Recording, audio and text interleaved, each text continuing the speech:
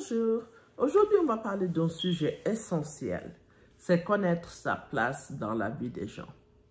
Une fois que l'on connaît sa place dans la vie des gens, ça évite les déceptions, ça évite les attentes.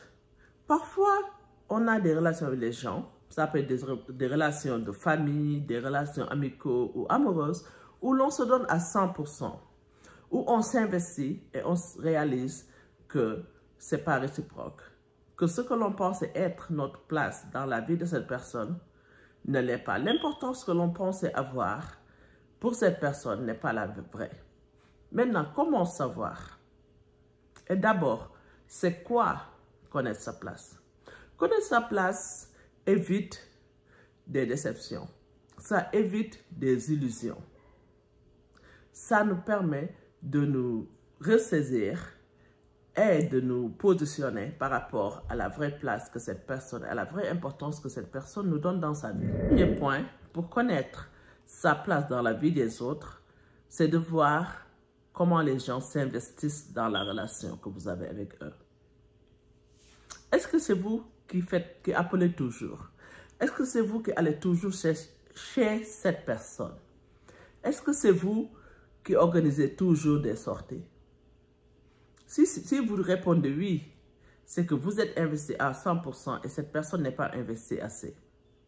C'est que la place que vous pensez et l'importance que vous pensez avoir pour cette personne, vous ne l'avez pas.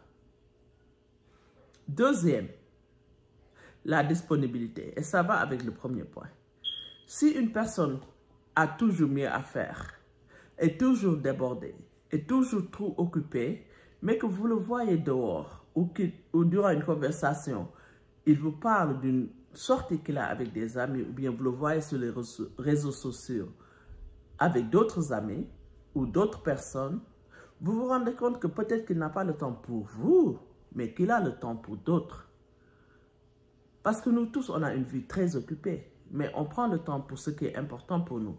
Donc, si une personne est trop occupée pour vous, c'est que vous n'êtes pas assez important. Vous en faites une priorité. Cette personne fait de vous une option. Quand on a envie d'être avec des gens, on crée le temps. On trouve le temps. Ne faites pas de quelqu'un qui fait de vous une option. N'en faites pas une priorité. Point numéro 3. Le soutien. Quand c'est beau, quand il fait beau, on a tous des amis avec qui on rigole, on passe du beau temps. Mais quand c'est difficile, quand on a des problèmes, qui est présent? Qui est là? Qui est cette personne à qui on peut parler? Qui est cette personne qui laisse tout pour venir nous soutenir? Vous pouvez tout laisser pour aller soutenir une personne dans ces moments difficiles. Mais est-ce que cette personne fera de même pour vous? C'est un autre point très important. L'autre point, c'est qu'il faut comprendre que dans la vie, certaines personnes sont saisonnières. C'est comme un arbre. Les saisons changent, les feuilles tombent. Quand on est jeune, on a des amis avec qui on s'amuse, on va à des parties, on fait tout. Et c'est des amis super, on n'a pas de problème. Mais en grandissant et en mûrissant, on commence un peu à se perdre. On n'a plus les mêmes centres d'intérêt. Ce n'est pas leur faute, ce n'est pas ta faute, mais c'est la vie. Il y a des gens qui sont juste saisonnières. Il ne faut pas que l'on passe notre temps à essayer de s'agripper au passé, à essayer de s'agripper à des gens qui n'étaient supposés être dans nos vies que temporairement.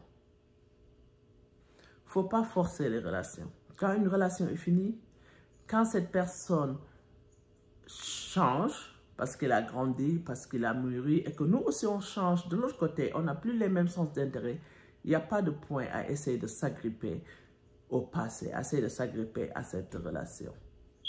On doit accepter que malheureusement, c'est des gens temporaires. Et que maintenant, on doit se faire de nouveaux amis. Ce qui est d'ailleurs une autre vidéo et c'est beaucoup plus difficile à dire qu'à faire. Parce qu'à un certain âge, il est beaucoup plus difficile de se faire de nouveaux amis. Mais c'est possible. Parce que nous, on n'est pas toujours les mêmes. On change. nos centres d'interéchange. On a une famille maintenant. On a on a du boulot. Donc, ce qui nous intéressait il y a 20 ans n'est pas ce qui nous intéresse maintenant. Donc, les amis qu'on avait il y a 20 ans, il y en a qui vont continuer à être nos amis parce qu'ils ont grandi avec nous. Parce qu'ils sont toujours dans la même trajectoire que nous. Mais d'autres, malheureusement, ne vont pas pouvoir suivre. Et c'est naturel et on doit juste l'accepter. Donc, en conclusion, il est important pour sa santé mentale, pour son propre self-esteem, de connaître sa place dans la vie des gens. Et de l'accepter. Ce n'est pas tous nos amis qui sont des amis 100%. Des gens avec qui on doit s'investir. On doit accepter que certaines personnes sont juste des gens, des acquaintances, des gens qu'on appelle des amis, mais qui sont juste en fait des connaissances. Qui sont en fait des connaissances. Ce n'est pas des gens avec qui on doit s'investir à 100%. Et il faut connaître ses limites. Il faut savoir, pour se garder soi-même, pour être en paix, il faut suivre ces 4 règles que je donne. N'allez pas où vous n'êtes pas invité. Ne forcez pas les relations. Ne vous mêlez pas des oignons des autres. Donc, pour une paix mentale et une vie sereine, voilà des points importants à suivre. On ne vous demande pas, ne donnez pas votre opinion. Ne forcez pas les relations. N'allez pas où vous n'êtes pas invité et mêlez-vous de vos propres oignons.